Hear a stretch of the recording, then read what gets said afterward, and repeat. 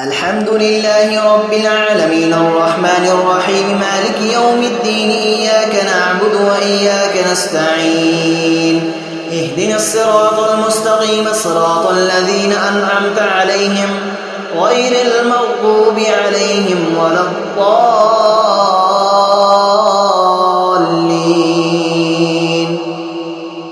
تلك الدار الآخرة نجعلها للذين لا يريدون علوا في الأرض ولا فسادا والعاقبة للمتقين.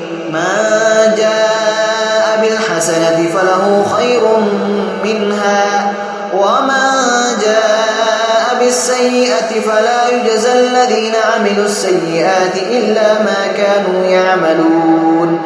إن الذي فرض عليك القرآن لرادك إلى معاد قل ربي أعلم ما جاء بالهدى ومن هو في ضلال مبين.